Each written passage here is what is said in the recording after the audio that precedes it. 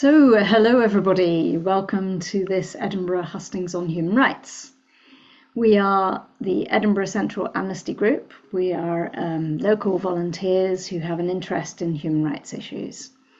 Amnesty International is the world's largest grassroots human rights organisation. Its vision is a world in which every person enjoys all of the human rights enshrined in the Universal Declaration of Human Rights and other international human rights standards. I'm Lindsay, I'm co-chair of the group and will be timing the questions, so you'll see me waving when the candidate's time is up. Holly, our other co-chair, is also on screen. The questions will be led by Finn, who is a volunteer sixth form pupil from an Edinburgh school, who is currently unable to vote yet in general elections, but is equally as interested in all these issues as the rest of us. We are delighted to be joined by candidates from 4 major political parties plus an independent. They are Mike Andersen from the Liberal Democrats, Tommy Sheppard from the Scottish National Party, James Puckowski from the Green Party, Chris Murray from Labour, and Alex Martin, who is an independent. The Conservatives were invited but have not sent a candidate along. Tonight the format will be in 2 sections. For the first half, we will ask the candidates to answer 6 questions about human rights that Amnesty Scotland have raised in our Manifesto for Human Rights. These questions have been shared with candidates in advance, and each candidate will be given 2 minutes to answer each question. We won't be asking any follow-ups or offering a view on the answers the candidates give. We'll then ask each candidate to give a brief closing statement. Finn, our first question, please. Thank you, Lindsay. What is your party's stance on the Human Rights Act in the UK, and how do you plan to uphold human rights in relation to the ECHR if elected? This question goes first to Chris. Let me just say to everyone, thank you so much for having me tonight. It's really great to be here. I'm actually a huge fan of Amnesty. I was involved with Amnesty at university, and I think the work that Amnesty does is just really important. And these questions, show that. And thank you, Finn, for chairing. On the question of the ECHR, so I think it's really important that we're very clear on this. A Labour government will robustly defend the Human Rights Act and Britain's membership of the ECHR. I think it is, if you told me 5 years ago we would even be discussing the UK coming out of the ECHR, I would not have believed you. My background is working on migrant rights, and I've also worked for the Foreign Office. I have seen firsthand how important it is to upholding the rule of law and to the rights of citizens overseas, but importantly in this country too. And I think it's really important for 2 reasons. Firstly, for the reputation of the United Kingdom, it's really important we are seen to be a country that stands by international institutions and the rule of law. But also, we have to accept we live in dangerous times, and the trend in international politics, look at the European elections this week, is worrying. It is not a message we should be sending to other countries in the world that we are considering leaving the ECHR. Our international institutions have undergone extreme stress in recent years and been shaken, and it's very important that the UK has a government that will protect them. Now, I think if I was elected for this constituency, I believe that these are the values that the people of this constituency share, and I would work very hard to ensure that those values are heard right at the heart of the UK government, because it has been clear in recent years that they have not been, and I would work hard to ensure that those values are fully heard.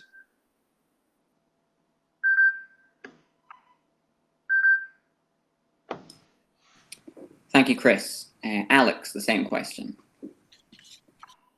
So I think one thing I'll add to my answer is that I would question Chris there, because he seems like an intelligent man and he says that he's been involved in Amnesty. But how does that square with the fact that the Labour Party has gone against organisations such as Amnesty International on the subject of ceasefire in Gaza? And a majority of Labour MPs actually abstained from a ceasefire vote. I'm not sure how he can square his views on human rights with that. But back to my answer. I think the key thing to understand here is that any power structure, the people within that power structure will use legislation to suit their own interests.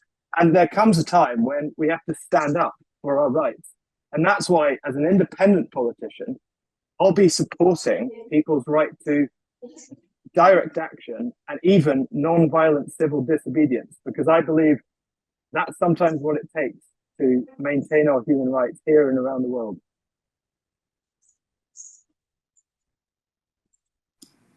Thank you, Alex. Tommy, the same question. Thanks, Finn. Can I also start by thanking Amnesty for organising tonight's session? I've worked closely over the last 9 years. I've been a city MP with the local group in Portobello and Joppa, and I've also worked closely with Amnesty in Parliament on a number of campaigns. So, and it's good to actually, this is the first hustings that we've all been invited to, I think, but it's good that we're focusing on some issues that sadly are not being debated and not being properly debated in the main election campaign. So congratulations for doing that. With regard to the Human Rights Act, my party will resist any attempt to repeal the Human Rights Act or to weaken its provisions, and any attempt to leave the ECHR. I don't actually think, to be honest, in Parliament over the years I've been there, that there has been anything other than a small minority of people who thought this was something they wanted to argue for. I don't know what's going to happen in the medium term, but certainly in the short term also, I see no prospect of there being a majority in Parliament for realistically wishing to leave the ECHR or repeal the HRA. What I think is more worrying is the sort of insidious way in which our rights are being weakened in other ways. We will discuss in a minute some of the public order legislation and the criminalization of dissent that has been taking place, but also people's social and economic rights have been weakened, and of course our political rights, because we have been subject over the last few years to a fairly open campaign of voter suppression by the Conservative Party in a vain attempt to try and diminish the opposition to them. So we need to be vigilant for those things. And I think it's time that we got beyond talking about repeal of the HRA to actually looking at how we can go forward and make sure that it is improved. I've also been a member of the Parliamentary Assembly of the Council of Europe, which oversees the appointment of judges to the European Court of Human Rights. So I know this in some detail, and I know that other countries look at us and actually think we aren't the be-all and end-all on this question, though sometimes we self-congratulate think we are. And to finish, I see the wave from Lindsay. To finish, I think what is important is that we try and codify and enshrine these rights on a constitutional basis. And that's why when we do move forward to an independent Scotland, at the core of a written constitution will be a definition of the rights of its citizens. Thank you, Tommy. Next, Mike, the same question. Thank you, Finn, and thank you for inviting me along tonight. So as you can probably tell from my accent, I was not born in Scotland. I grew up in South Africa, a country that many of you will know was torn apart by discrimination, hatred, and fear of difference. I was fortunate, however, to see the transition from an apartheid to a society founded on human rights, equality, dignity, and freedom. This profound experience shaped me and influenced my training as a lawyer. Human rights, the rule of law, the importance of international law are ingrained in me and are part of the approach that I have to the world. And so that's why I am proud to say that, myself and the Liberal Democrats recognize human rights as essential legal protections and the foundation of a just society.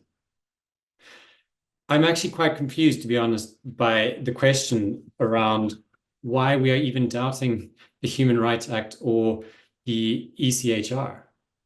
It was legislation that was driven and shaped by the UK. It was part of the UK's promotion of human rights across Europe, and the UK was fundamental in drafting the provisions of the ECHR. This is a fundamentally UK-driven initiative, along with our partners.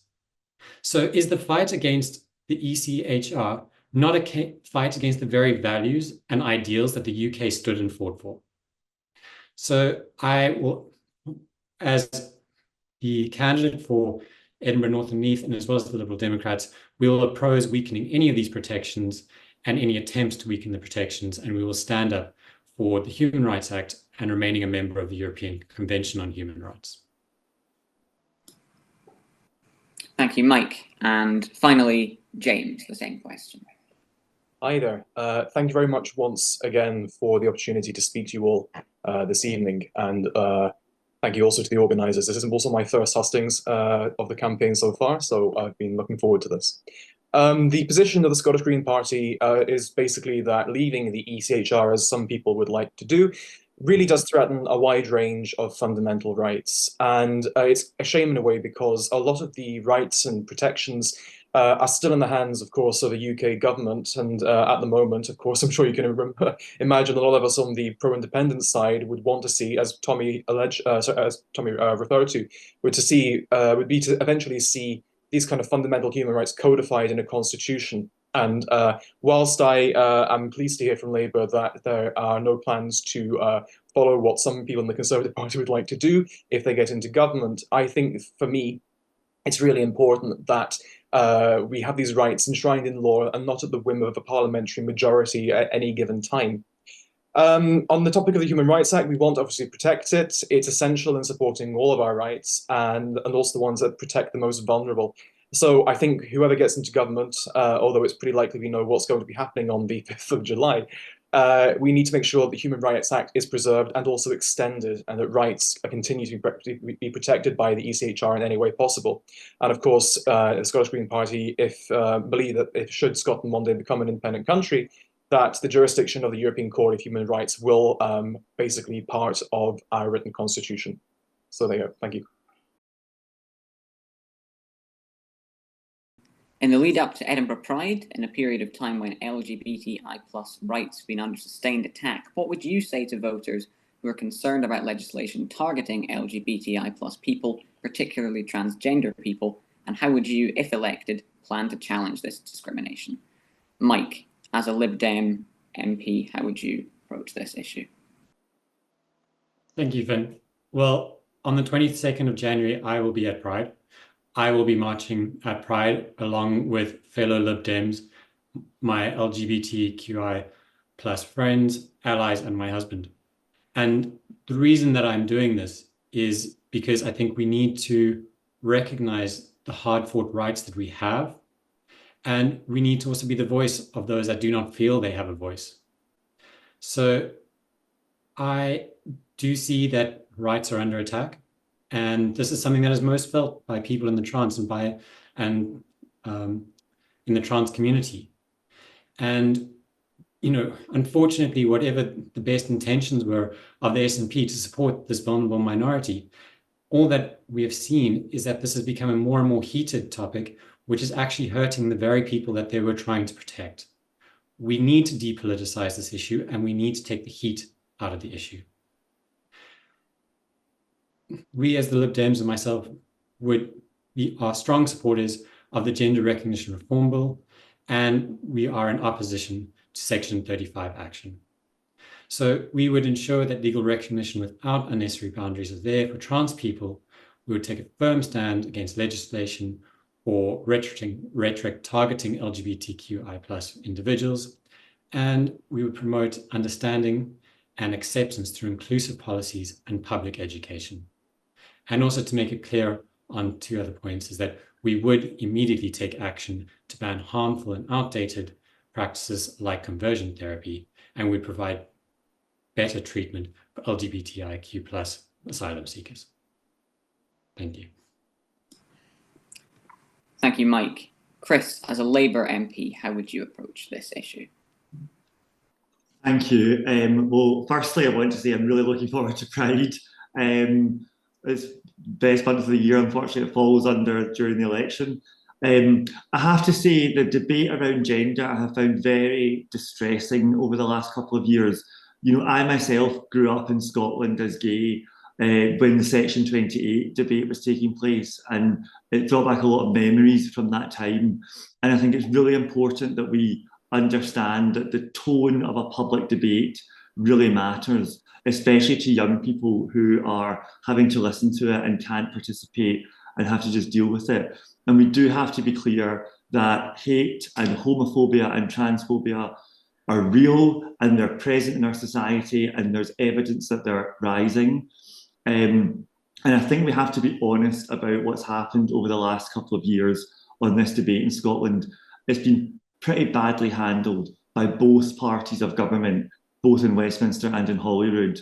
As Mike said, I mean, I think we've ended up in almost the worst of all worlds, where people are not reassured about the protections under the Equality Act.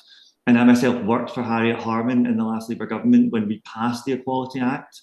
But we have seen no progress on rights for minorities. This has proven incredibly costly and divisive, and it's ended up in a fight in the courts. And I just think that's really depressing and distressing for how we handle LGBT rights in Scotland. I myself am a passionate LGBT plus advocate and an ally in the fight for women's rights, and I don't see that as any kind of compromise. I think the next Labour government will really try and make concrete improvements in people's lives, most of all in providing decent public services, which is what the LGBT plus community badly needs at the minute. And I would make one more promise, that if I was the MP for this constituency, while I will always advocate for people's rights, I will not seek to divide the community for political gain. We need to be respectful and open and tolerant with people to speak and to be able to share their experiences. And I promise to do that as much as I can as the MP for this constituency. Thank you, Chris. Alex, as an independent MP, how would you approach this issue? Hello. I think first and foremost, what we need to remember is we must come at this from a position of humanity and understanding. I actually agree with the other candidates. I think it's become a political football and it's being used to divide people to the detriment of the people that we're trying to actually help here. I think for me, what the key thing is that I will fight to defend any minority group that's unfairly targeted by the government. And there's many of those at the moment. So I can make that promise as an independent politician. Thank you, Alex. James, as a Green MP, how would you approach this issue? Thank you. Yeah, obviously, I'll probably bite the bullet first in terms of what I'm going to talk about, and that is that, of course, the Scottish Greens are very disappointed that really kind of landmark legislation on the Gender Recognition Act was blocked through an undemocratic process at Westminster. And of course, we're going into this election continuing to be the party that wants to make sure that we can basically undo that undemocratic block in the future, as I think a lot of us saw this as totally unwarranted, and it was an attack on the powers and the sovereignty of the Scottish Parliament, essentially. But in terms of LGBT people and a wider group that as a gay man also belong to, I think it's very important that we have a real ban UK-wide on the conversion practices that people continue to operate with in the background. And I think it's wrong, of course, that we now have this this kind of culture war over what is essentially and what are essentially very vulnerable groups, but also a small proportion of a population. I think it's unfortunate that we've got to this state. But going forward, I think it's really important for us to remember that the legislation at the Scottish level that we had, for example, the Gender Recognition Act, it had support from all parties in Parliament. It was not simply an SNP Green versus the rest of Parliament issue. It was something that we had, consulted. It was the most consulted piece of legislation that we had at the level of the Scottish Parliament. So going forward, I think you can expect more of the same from my party in terms of standing up for that as a core value, which is that this legislation is important because it protects some of the most vulnerable people in society. And I think it's wrong that the UK has used its Section 35 veto power in the way that it did, and will probably continue to use it in the future. Thank you, James. And finally, Tommy, as an SNP MP, how would you approach this issue? I'll answer that in a minute, Finn, but first I really wanted to take Chris to task with some of the things that he said there. I mean, I actually feel it's very disappointing. I agree that this shouldn't be a party political issue. And actually, when the GRR bill was going through Holyrood, it wasn't, because every party, apart from the one that's absented themselves from the invitation tonight, supported the provisions of the Gender Recognition Act. And, you know, for Chris to try and blame the SNP government for the mess that has now emerged in the wake of that, I think is a little bit crass, and he can maybe explain at a later point why then his party voted for that legislation and wanted it to go through in Holyrood. I think the worrying thing, as James has said, is that this has been used as a wedge issue to actually further weaken the provisions and the authority of the Scottish Parliament through using the Section 35 provisions. And if nothing else, I would be pressing in the new Parliament to try and get that bill, the 98 Act, amended to prevent the Secretary of State being able to exercise these powers, because it's absolutely against the will of and the spirit of devolution. With regard to the substance of the issue itself, I mean, my belief is that, you know, everyone should be given the support that they need to be the best that they can be, and all forms of discrimination and prejudice ought to be tackled, and the state has a role in doing that. And I was extremely disappointed at the tenor and the lack of understanding in the way in which many people conducted the debate on both sides, but probably mainly on the side of those who were alleging that this was somehow that by extending rights for trans people, this was somehow attacking rights, hard-won rights for women. I actually agree with Chris. I don't think that's the case. And I think if we had not have had the Section 35, the next phase in what would have happened would have been the publication and consultation on guidelines for public and private sector operations as to how this legislation would actually be implemented. And when that happened, when those guidelines were discussed, I think we could have easily made sure that women's rights were protected at the same time as rights being afforded to trans people. The great shame is we'll never know because of the Section 35 intervention. Thank you, Tommy. This question goes first to Tommy. What steps would you take around the Israel-Palestine conflict to protect human rights in the region? Would you vote for or against arms sales from the UK to Israel, and why? Yeah, I've been a supporter of the Palestine Solidarity Campaign for more than 40 years. And I understand that actually this issue is something that's very long rooted. The Palestinians have been denied rights ever since 1948. And they have been subject to occupation, the world's longest running military occupation, for more than half a century. So yes, I think the time has come to redress that balance. I would support, in terms of immediate measures, I would support suspending all arms sales, sales of munitions and technology to Israel. I would support immediate recognition of the state of Palestine so that in any discussions to come, they have equal status with the Israelis. I would, of course, argue, and I have been arguing since October the 8th, for an immediate ceasefire in the current conflict that's going on and for the scaling up of humanitarian aid. Once we can get those immediate provisions established, then I think it is important that a new UK government plays a positive and proactive role in trying to have an international initiative which will allow a negotiated and long-lasting settlement in the Middle East to come about. So that's where I stand. I mean, just also, because we may get into it, I don't support either the objectives or the tactics of Hamas, and I condemn what happened on October the 7th. But the actions of the Israeli state in response to that go way beyond any definition of self-defense. And I believe that Israel is guilty of serial breaches of international law and needs to be called to account. And worse, I believe that the UK government, by refusing to call out Israel and by continuing to supply arms to the Israeli Defense Force, is complicit in the human rights abuses that are happening every day on a huge industrial scale in Gaza and elsewhere, indeed, in the occupied Palestinian territories. So I hope, and I'm confident, that actually the new UK government will be rather better in the world than the last one was in tackling this issue. Thank you, Tommy. James, the same question. Yes, I mean, the position that I have is, well, so far I've agreed pretty much with everything that Tommy just said, but obviously it's very important going forward that we realize that the people of Palestine, be they in the Gaza, West Bank, or displaced around the world, that they have that self-determination, and that the UK steps up and basically formally recognizes a Palestinian state so that we see a two-state solution come down the line and it to be effective and to give dignity to people on the ground. We do call for an immediate ceasefire, and we also call for an immediate halt to all arms sales.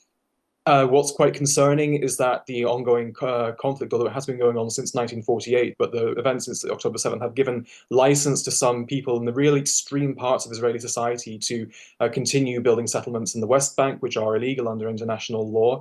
And you basically can call it ethnic cleansing in terms of some of the activities that we're seeing across this part of the world. Fundamentally, we need to listen to the ICC's judgment. This is the International Criminal Court. We need to act when the final judgments are made. I think in the meantime, and I hope that it's very likely, of course, that the next government in the UK will be a Labour government, and I hope that maybe Labour will take some inspiration from their friends in Spain, from the Socialist Party there, where Spain has now formally recognized Palestine as a state. And I think there are other things we can do in the meantime. Me, as a university lecturer, I'm quite concerned about the absolute decimation of universities and other places of learning across Gaza. And there are things we can do, such as a visa scheme for Gazan students and academics who come to the UK. Scotland has the most universities per capita in Europe. It's something that we could be driving and really pushing for. So I think the stance of the Scottish Green Party has been quite consistent and clear for a while. We do want to make sure that this conflict comes to an end, but it has to happen through formal recognition of Palestine as a state and self-determination of the people, and a halt to us giving license to the IDF to basically overreact to in response to what obviously was a heinous crime that did take place on the 7th of October, so in October last year. So that's in summary what I would say. Thank you, James. Chris, the same question. Thank you. I mean, this is the most important topic we're discussing at the moment, and we have to begin by just saying how awful the situation for humans and people in Gaza is. The pictures we are seeing on our television every night are unbelievably distressing. And it is truly one of the biggest crises the world is facing right now. You know, as someone who previously worked for Save the Children and who has been to the refugee camps in Ramallah, I cannot tell you how distressing I find it. We have to be clear, this has to stop. There must be an immediate ceasefire, and there must be a lasting ceasefire. I'm encouraged by the UN Security Council development on a hostages for ceasefire deal. I think that should go ahead. And it is really important that the UK government upholds the ceasefire motion that was passed by Parliament, and a Labour government, if elected, and I stress there is no guarantee a Labour government is elected, will do that. The action in Rafah by the Israeli military should not have gone ahead. In terms of the immediate humanitarian crisis that we face in Gaza, it is so important that aid is able to enter unfettered and unencumbered into Gaza. And it's important that the UK uses its development arm of DFID, what was DFID, to achieve that. Arms sales should be suspended, and the UK government's advice on arms sales should also be published.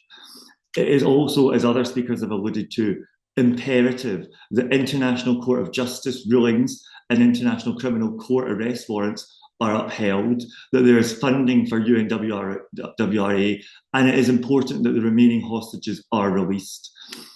In terms of going forward, we all know, as others have alluded to, that this is a long-standing and intractable, complex conflict. The only pathway to peace, sustainable peace, in my opinion, is a two-state solution. To do that, we should recognise a Palestinian state that is not in the gift of the Israeli government. And also, it is so important that we work to avoid further escalation in the region. The role of Iran, the role of Lebanon, we cannot see this conflict escalate. Thank you, Chris. Alex, the same question. So I won't spend too much time going over the same things. I mean, obviously, we all support an immediate permanent ceasefire, etc., cutting off arms sales. what I want to do is actually commend Tommy for the fact that he has actually been on the ground at many of the Palestine demos, even the small ones. So yeah, I really commend him for that. That's great work. I've been to all of them myself as well, and I've been heavily involved in direct action groups around Palestine for a number of years. I'm suffering serious cognitive dissonance here with Chris talking about the position of the Labour Party, or his position on the Gaza situation, because his very own leader, Keir Starmer, actually said on live television that he supports cutting off food and water to the people of Gaza. So I'm not sure how that really squares. And the thing is, right, the reason I'm running as an independent politician is because the Labour Party is actually funded by Israel lobbyists. And 25% of MPs currently in Parliament are actually funded by Israel lobbyists. So how can we, on one level, it's a national security threat, but how can we trust a government with those funding structures to do what's right, when those are their financial backers? Thank you, Alex. Finally, Mike, the same question. I think it is good to hear, a general working together on ideas on this, that we need a bilateral ceasefire. I think we can all say we were horrified by the Hamas attack and the actions of the Israeli government. And, myself and the Liberal Democrats have from the very beginning called for that ceasefire. We condemn any war crimes that are committed or crimes against humanity, as have been highlighted in the UN inquiry that was released just yesterday. Those that have perpetrated those acts must be held to account. And we also need to look at our actions as the UK and say, what do we want to be seen as this country? And I would say we cannot be standing for the sale of arms to countries that are not upholding human rights. The sale not just to Israel, but across the board. If a country is not upholding human rights, then we should not be selling arms to them. End of story. What, though, do we do looking forward? And I think we do need to challenge what the root causes are: illegal occupation, systemic injustices, and a move towards a two-state solution with the recognition of Palestine. This is going to take international cooperation and fostering peace and meaningful negotiation. And we also, it is not an easy solution, but we also need to be looking at, well, what is next? How do we not only get humanitarian aid into Gaza now, but how do we make a sustainable development of how Gaza is going to rebuild into the future? Thank you. Thank you, Mike. This question goes first to Alex. Do you believe in the right to protest in the UK, and what steps would you and your party take to ensure that right is protected? Yes, so we've obviously had some extremely worrying developments of late, regarding the right to protest. So I was actually involved in the Kill the Bill movement while I was living in London. And I think it's pretty clear that the government recognises now that due to widening economic inequality, environmental degradation, and increasing nuclear escalation, etc., we're likely to face increasing social unrest in the country, and they're now trying to clamp down on protests to get ahead of that. Now, I've got friends in the police, and they agree with me on this as well. The right to protest is very important, because if we don't have a right to protest, then people will take more extreme action. So protest is good for the public, but it's also about keeping public servants like police officers safe as well. So if I'm elected as an independent politician, I will support people's right to protest, and I will fight tooth and nail against the government trying to roll back on this. Thank you, Alex. Mike, the same question. So the straightforward answer to this really is that, yes, I believe in protest. I think that protest is a vital tool in a democracy and in a society that upholds human rights. So we have a strong belief in the Liberal Democrats in the right to peaceful protest as a pillar of democracy. So we would oppose the restrictive measures that we have seen in the recent legislation and work to repeal these measures and restore the full right to protest. We'd introduce legislation to safeguard the right of peaceful assembly and expression, and we'd hold the police accountable for protecting the rights of demonstrators. And we'd also say that, we need to ensure that activist voices are heard in the legislative process, because it shouldn't only be that people have to protest to be heard. They should be heard in Westminster, they should be heard in the process, and they should be heard in their local communities. Thank you, Mike. James, the same question. Yes, Scottish Green Party would, if we had MPs at Westminster, we would repeal or vote to repeal the Police Crime and Sentencing in Courts Act. Fundamentally, as Democrats, I think it's very important for us to realise that democracy is not simply expressed through ballot papers and ballot boxes. Basically, the right to protest, the right to free speech, the right to demonstrate is probably the most organic form of expressing our democratic right I can think of. And I am quite concerned that as we go forward, that there is going to be restrictions, regardless of who's in power, or also whether it's government here in Scotland or government at Westminster, in terms of what might be done to restrict the people who live in their communities to actually express themselves through this sort of protesting that this legislation is currently trying to restrict. It's quite frightening because obviously there are cases around the world where even more hardline legislation is in place. I do not want the UK government, regardless of who's in power, to take lessons from some of the most restrictive regimes around the world. So I think, yes, I think we need to make sure that obviously, as we go into the next 5 years of government, that we put pressure on whoever's in Parliament, whoever's in government in this respect, to basically repeal the legislation that is quite a threat to our current ability to express ourselves through protest. Thank you, James. Tommy, the same question. Thanks, Finn. Yes, I absolutely support the right of people to protest, and I'm extremely concerned about the two particular acts that you mentioned. I mean, the good news, I suppose, is that most of the provisions only apply to England and Wales, but they're still extremely alarming because people in Scotland will go to England and Wales and they will be subject to these provisions. I mean, the 22 Act just completely legitimised stop and search without suspicion.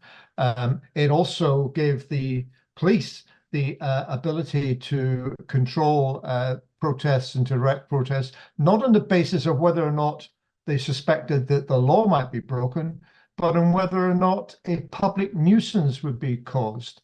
And then, of course, the other thing that the 22 Act did was to extend the perimeter of what we call Parliament, so that, Steve Bray, the well-known anti-Brexit campaigner, can be arrested with his megaphone for being too close to Parliament.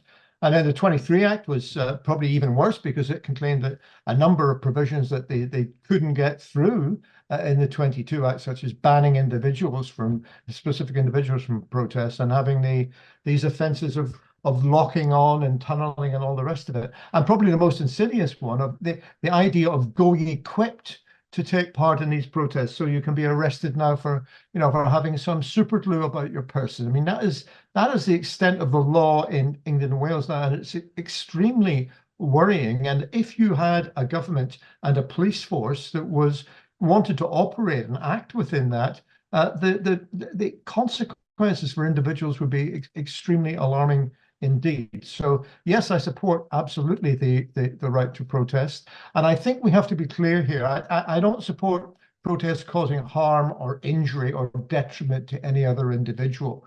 But the notion that protests shouldn't cause disturbance or nuisance to anyone else is simply laughable. What would be the point of having a protest if nobody noticed? Thank you, Tommy. Finally, Chris, the same question. Thank you. Well, I don't want to repeat what a lot of other speakers have already said. I think it's quite clear. I mean, freedom of expression and the right to protest are absolutely central parts of a free democracy. And it's really important, even when they're uncomfortable, that we protect those rights.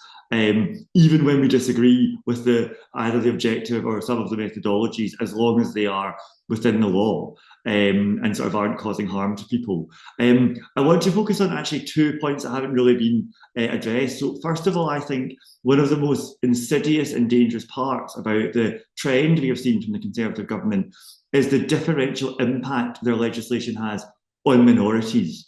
You know, it is people from minority backgrounds who are most likely to be affected by the overreach of these laws. And also, you know, we saw that with Windrush, I think is a really clear example of how minorities are affected by legal changes. And we have got to stop the Conservative government from doing this.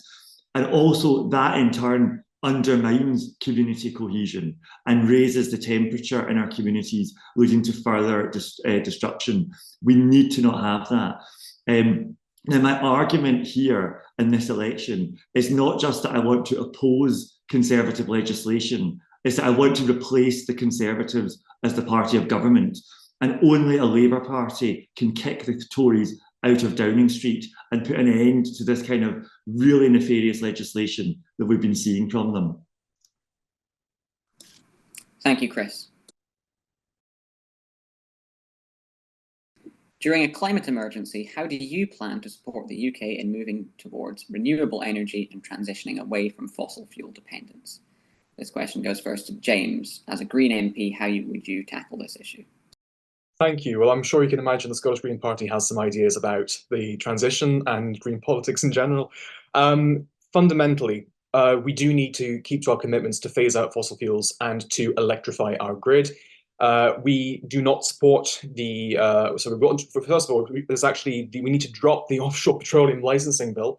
There's one step towards that, because that's the sort of thing right now that's keeping certain people absolutely sure that we're going to continue to be able to depend on fossil fuels in the future.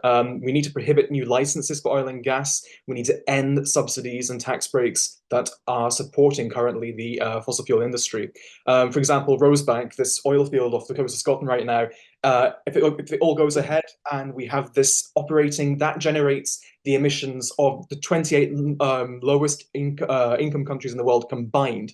So just think about that. You know, we need to commit to the promises we made at COP and at other places. While the UK could be a climate leader, in Scotland in particular, we have really high renewables potential, and it's absolutely it's the wrong direction to be talking. For example, in the view of my party, to be focusing, let's say, on nuclear power, when we could actually also create jobs in our island, coastal and rural communities in renewables here in Scotland.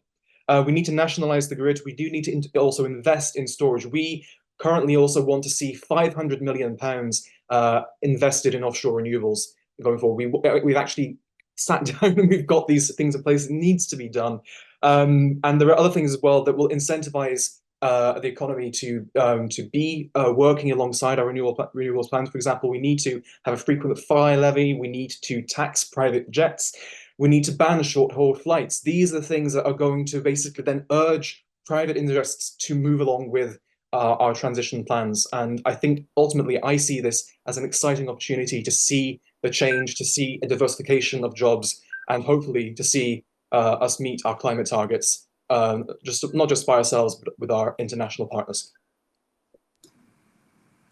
Thank you, James. Tommy, as an SNP MP, how would you approach this issue? I agree with a lot of what James has said. I would want to see a new government in the UK accelerate the process of transition from oil and gas to renewable energy. That means that every new oil or gas exploration or extraction license ought to be assessed against a series of criteria as to whether or not it is going to be compatible with achieving net zero and a managed decline in oil and gas production. And I cannot see something like Rosebank, which is a massive scaling up of extraction, ever passing that sort of climate test. And it worries me greatly that not only did the Tory government rush through the permission for Rosebank and others in what will be seen as its dying days, but that the official position of the new Labour government, if it comes in, is to not review any decisions taken by its predecessor. That seems to me an absolute nonsense. Of course, these decisions must be reviewed, and SNP MPs will be pressing for it. There will probably be a majority in the new parliament that would favour a transition, but the most important thing to argue is that it has to be paid for and properly funded. I don't want to see just the oil and gas switched off in the North Sea and thousands of workers and their families thrown in the scrap heap the way deindustrialisation hit in the 1980s. I want to see an active budget that retrains and reskills these people and puts them to work in the new green energies of the future. In particular, as well as the renewable production, I would like to see a veritable army of professional skilled engineers put together to go and retrofit and insulate all of our public buildings and all of our housing. And because it's colder in Scotland, that is something that is more important here than elsewhere in the UK. And it ought to become the responsibility of a Scottish government to organise that. But of course, having the responsibility without money is meaningless. And therefore, we need to look at more budget being put behind this. And given that the Tories have just cut the Scottish capital budget by 16%, and Labour are not saying that they're going to restore that, I feel it will take SNP MPs in the new Parliament to try and press that case and make sure that the funding is provided. And finally, I want to try and avoid false and ridiculous alternatives as well. Nuclear energy is by far the most expensive way of generating electricity ever devised by mankind. It creates radioactive waste, which is a legacy for future generations, and it is a finite resource and leaves us dependent on Kazakhstan for uranium ore. So we should stop this nuclear adventure, and we should also stop other things like biomass, which involves deforestation and using our rainforests to produce electricity in companies like Drax in Yorkshire. So, sorry, I'm out of time. Thank you, Tommy. Next, Mike, as a Liberal Democrat MP, how would you approach this issue? Well, as the Liberal Democrats, we aim to position Scotland as a leader in the renewable energy transition, ensuring a sustainable, equitable and prosperous future. You know, we can all see and we all know that we need to take action on climate change. And the one thing that I also know, and that the UK is famous for, is that when we have a problem, when we have something that we are fighting against, we come together and we find a solution and we work together, and we need to collaborate. We need to work across the country to find solutions, whether that is with upgrading our homes so that we have greater insulation, so that we can stop the loss of heat and the waste of electricity. And we would have a 10-year emergency upgrade program to insulate homes in the UK. We also need to drive renewable energy investments, whether that is through new solar and extended incentives for households, or to invest in renewable power to ensure that 90% of the UK's electricity is generated from renewables by 2030. As Tommy was saying, we can't just switch off from fossil fuels and cut the jobs off. We need to be putting in tools, and we need to put in skills, and we need to put in training for the workforce so that there are jobs for people that are moving away as we move away from fossil fuel. And we need to put people at the heart of involvement. We need to involve local citizens and in the decisions that are being taken to tackle the environment. Thank you, Mike. Chris, as a Labour MP, how would you approach this issue? Thank you. So we need to be honest with ourselves. This is absolutely the most important issue facing the planet. And we in Scotland have been very good at talking a good game on this issue, but we have not been following it up with actions. The time to start acting on this was yesterday, and we are way behind. It was so disappointing to see the Scottish Government ditch its climate targets after all those warm words at COP. But if there is a Labour government on July the 5th, first of all, there will be no new exploration of North Sea oil and gas, but we also have a whole set of policies that will really make a concrete, tangible impact on this area. So first of all, GB Energy, which would be headquartered here in Scotland, a public energy company. Now, we already have public ownership of energy companies in Britain. It's just the French and the Dutch governments that own them. We should change that. And also that will lead to lower bills for households. And it is so important, if you're going to sell climate action to the public, that it comes with stuff for them.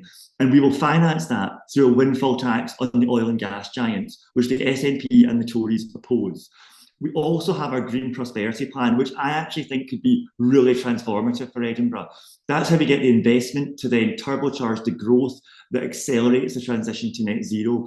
I think there are huge opportunities in Edinburgh and Musselburgh for things like community wealth building, social enterprises to really thrive through that investment. And we can do things like stop pumping untreated human sewage into the waters around Edinburgh, which is what we're doing currently under a publicly owned Scottish government, Scottish Water. I also think this is an emergency. We absolutely have to make this a focus for the next government. I'm really pleased that Robin Harper, the first ever Green MSP in the Scottish Parliament, has endorsed the Labour Party because of our implementable and realistic, but also transformative policies on climate change. We have to be serious about this issue now, and I can absolutely promise you, if I was elected as the MP for Edinburgh East and Musselburgh, it would be a full priority of me to push as far and as fast as we can on this issue. Thank you, Chris. Finally, Alex, as an independent MP, how would you approach this issue? So look, I mean, I prefer to go right to the source. I actually went to the COP summit in Glasgow. I was there as an attendee, and I've got lots of friends who are academics at Cambridge and others who've published many papers on climate change. I'll tell you the truth of the matter. The truth of the matter is it is an emergency, and it's an emergency because many of the tipping points have actually already been crossed. So we're heading into this future is pretty much guaranteed now. So what we have to do is reorientate ourselves towards resilience and really preparing for this future that we're heading into. That means stronger local communities. It means reevaluating our entire relationship with nature. You know, we need an economic system that does not incentivize people to tear the earth apart, to mistreat animals, and to create environmental degradation. I could go into more about how Labour's gone back on 28 billion of environmental pledges, but you know, I won't have time here. We'll leave it for another day. But what I'll say now is, as an independent voice, you know, I will not have big fossil fuel energy companies funding me or a party that I'm in, so I can actually do what's in the best interest of the constituents. Thank you, Alex. This question goes first to Chris. At a time when policy and legislation are particularly hostile towards refugees and asylum seekers, what would you do to ensure that the UK is a safe and welcoming place for people seeking refuge here? Thank you. Apologies, I hit leave meeting rather than mute at the last question. So I would just say, so I've spent my career working on migrant and refugee issues, and it has really been depressing to watch the degradation of the debate and the legislation over the last 14 years of the Conservative government. You know, I actually worked at the British Embassy in Paris for the Foreign Office on the Channel crossings. It is a very complex issue, but there's so much more we could be doing here. Fundamentally, the system is broken under the Conservatives. It's broken for migrants themselves, it's broken for communities, and it's broken for the economy, and it needs a complete reset. I would argue that job number one is getting the Tories out. They have no interest in the effectiveness of the immigration system or the asylum system. Also, we have to do, first things I would say is, we have to stop this Rwanda plan. It will definitely not work. It is expensive and ineffective. Also, we have to clear the backlog of asylum cases. The Home Office is sitting on hundreds of thousands of cases of real people held in limbo when they need a decision on their case, and it is causing huge untold misery. We also have a lot of work to do to restore faith in the system overall. It has to function if we're going to be able to do that.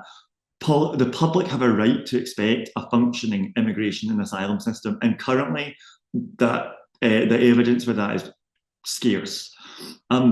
I do actually think, despite what I've said, there are some evidence of good practice within the system that we should be looking at in the future. For example, the Hong Kong visa route, which I actually helped set up the Hong Kong hub in Scotland, Ukraine, Afghan interpreters, the Syrian scheme, there is good stuff there. There's also phenomenal support in local communities, as we saw during the Ukrainian issue. And a personal issue of mine that I think we have to focus on is human trafficking, which I've worked on for the last 5 years. If elected, I personally would make this a priority given my own background, but we have to be honest with people. There is no easy answer here given the scale and complexity of the challenge that we face, but we do need a government to start addressing it, getting its sleeves rolled up and actually trying to change the severe problems that we face. The first step to doing that is getting the Tories out and getting a Labour government. Thank you, Chris. Alex, the same question.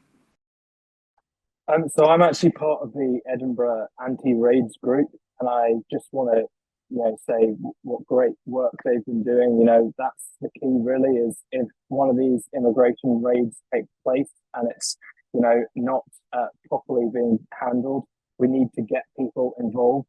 There's the case in Glasgow where people surrounded the police van and they actually released the person, and then it was decided then that person was actually able to stay. So what I'd say is just get involved. You can really make a difference there. I think the key thing here for me is just to treat people as an individual rather than a number. So every case should be treated individually. Obviously, any country needs a sane policy around illegal immigration. But the reality is a lot of these immigration raids are taking place and they're not being done well, and they're overly reliant on people really just not understanding their rights. So what I'd say is, if I'm elected, I'll really fight for treating people humanely and having a really good policy around treating people as an individual rather than a number. Thank you, Alex. Tommy, the same question. Thank you, Finn. I think the first thing we need to do is to change the narrative in this whole issue completely. The right in British politics have been getting a free run in this for far too long. They try to pretend that immigration is something that poses an existential threat to the culture and way of life of people in Britain and in Scotland. That is just nonsense. Immigration is positive. It is a good thing. Every instance in history where people have migrated from one country to another shows that it has been to the benefit of the country that they have went to. And as well as having an international and a moral obligation to try and provide sanctuary for people fleeing persecution, we should also welcome the fact that people want to come to these shores and invest their lives and bring their families here. So that's the first thing that we need to do. And it worries me again that the Labour Party still talks about this as if it was this massive problem to be contained rather than an opportunity that should be embraced. In terms of the immediate problems that we have, I think there are three things. First of all, open up safe routes to asylum and claiming refugee status in this country. The only reason we have illegal migration is because the Tories made it illegal. It used to be legal and it should be again. Secondly, in terms of the backlog, scale up the number of people working this and deal with it, but also let the people out of these hotel compounds and prison camps while they're waiting for their application to be assessed.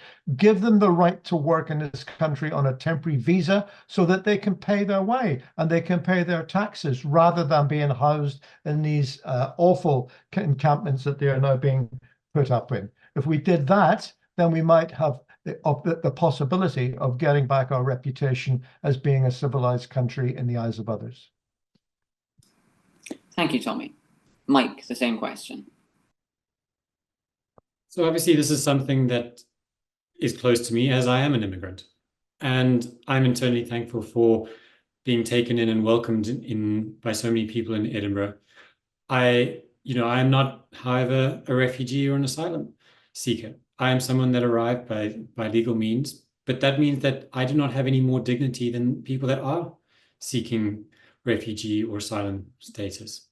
All individuals need to be taken with their human dignity, and that needs to be respected. Our current system is not doing that. While we've done fantastic things with people in Ukraine, we can all look at our system and say, is the system working? And the answer is no. So we need to fix and address the backlogs. We need to get people out of, as Tommy said, the prison camps. And if they've been here for longer than 3 months and they have not been processed, they should be allowed to go and work. We also need to stop the narrative that consistently gets put across by the Conservatives.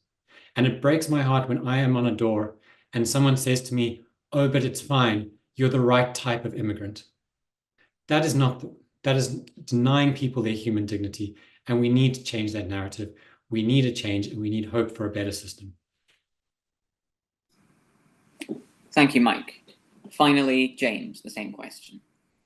I think a lot of what's been said actually is not something I, as a whole, disagree with in terms of we need to basically end what has been a legacy of the Conservative Party's treatment of not just asylum seekers and refugees, but migrants in general. So yes, the Rwanda plans of the Conservative government need to be repealed immediately. I'm sure most of us here would agree with that.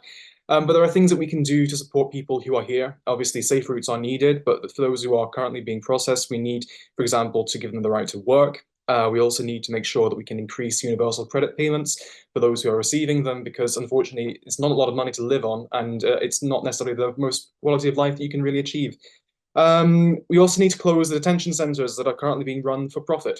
I think that also is a thing that is quite disturbing, that there's private interest and there's profit being made off people who are in a very desperate situation. But also the Scottish Greens strongly believe that that powers over migration, powers over asylum and refugee status, they should be devolved to the Scottish Parliament and to the Scottish Government. We think it's very important that we have the powers to set our own priorities for immigration in general, and that includes developing schemes that also can respond to our needs in the labour market and also in the needs of other sectors that require people to work and people to move into communities that make ultimately Scotland a very nice place to live. But yeah, I mean, ultimately, the 14 years of the Conservative government that I've lived through has been dominated by people like Nigel Farage. I think that they have generally made our discourse very toxic. And I, for one, look forward to hopefully seeing a move away from these policies. But I've yet to kind of see the kind of radical statements that I'd like to be hearing from Keir Starmer. Maybe we've got to kind of wait and see. But fundamentally, I'm glad that hopefully this Conservative policy and legacy of policy will eventually stop. That's all the time we have for questions tonight. I will now call on each candidate to give a brief closing statement, starting with Alex. Yeah, I think it was a great discussion tonight. You know, as I've alluded to throughout my discussion, you know, I'm suffering serious cognitive dissonance between, you know, what the Labour Party is saying, you know, in their manifesto compared to what some of the candidates are saying on the campaign trail. But, you know, what I'll say as a final note is that the mood in the country is really that independent candidates can win. You know, people are looking for an alternative. So don't think just because I'm an independent candidate, I'm not under a party, I don't have a good chance. So thank you very much for your time, and I'll see you soon. Thank you, Alex. Next, Mike, would you like to give us a closing statement, please?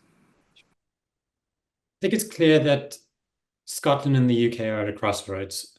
There are numerous challenges that we are facing, from healthcare access to environmental degradation to the erosion of human rights and political integrity.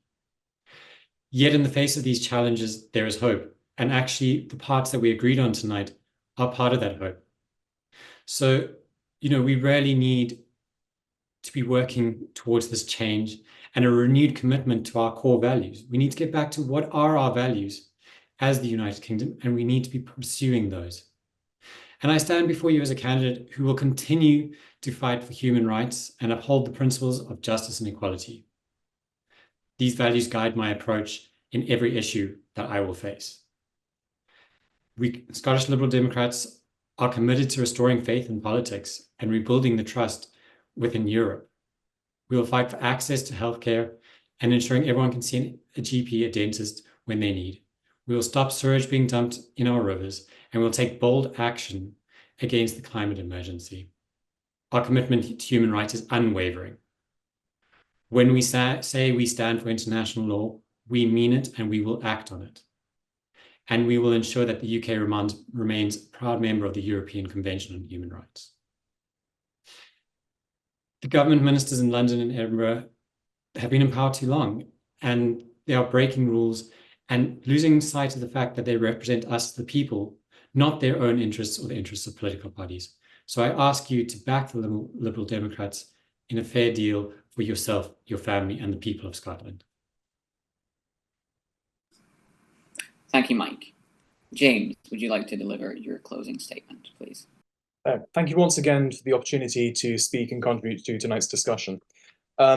We are standing in the Scottish Greens a record 44 candidates across Scotland. And this is really important for us because we want to make sure that those people who want to vote for Green policies can. We're asking people on the 4th of July to vote like their future depends on it, to vote not just for some green policies on the side, but for the green transition to be the core of our next 5 years with the UK government changing hands. There are many things that that still continue to concern us, whether or not the next government will commit to its promises around, for example, immigration and refugee and asylum seekers, whether it will truly commit to the climate commitments, such as making sure that we can stop producing and selling diesel and petrol cars by 2030, no more gas boilers after 2035. These are the things that are going to make the major changes, and we need to make sure that politicians who talk about green and environmental policies stick to them. So, obviously, for a lot of us, we are campaigning because we fundamentally want to also put pressure on whoever gets in to keep to their promises. But ultimately, we know that the time is running out to make massive transformative changes. For those of us who see the green transition as an exciting opportunity to invest in new jobs, to diversify the economies in our rural island and coastal communities, these are things that for us are really important. And obviously, nothing's going to be solved through a sticking plaster, but we want long-term planning. And I hope that whoever you vote for on July the 4th, that you vote with these things in mind. So thank you very much. Thank you, James. Tommy, could you please give your closing statement? Sure, yeah, and thanks again to Amnesty for organising, and thanks to my fellow participants as well. I think the fact that we don't have a Conservative on the screen actually speaks volumes, because the truth is that the Tories are finished, right? Everybody knows it, they know it, you can see it in their eyes. And unless we are facing the biggest political upset in a century, then Keir Starmer will be the next Prime Minister of the United Kingdom. They are so far ahead of the Labour Party in England that it would be almost impossible for that not to happen. In fact, given our corrupt first past the post voting system, the scale of the majority may well be embarrassing, frankly.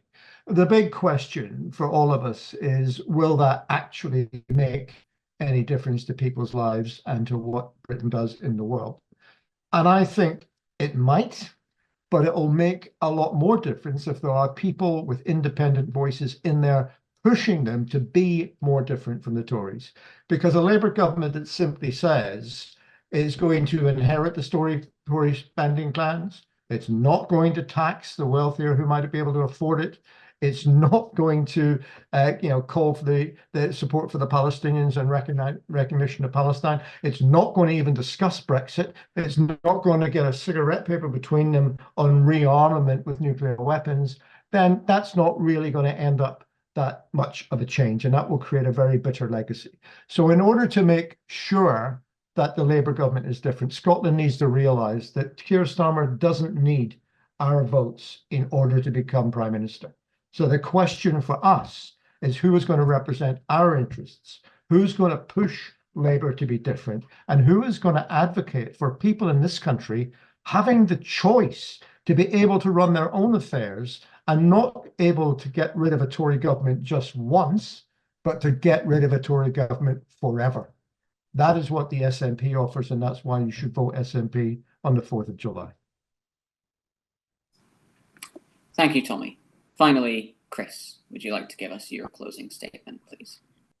Thank you. So thank you for having me here, and it's been a great discussion and great questions. I think it's been clear on every topic we've discussed that over the last 14 years, under the Conservatives, things have been getting worse.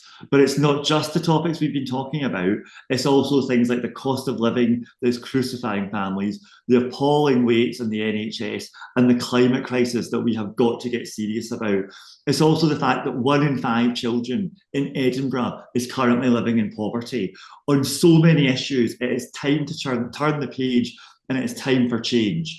Now, the choice at this election is clear. On July the 5th, there will be a government. It will either be a Conservative government that's pushing forward with things like Rwanda, its economic chaos and more austerity, or a Labour government that will bring economic stability, restored investment in public services, and actual final action on climate change.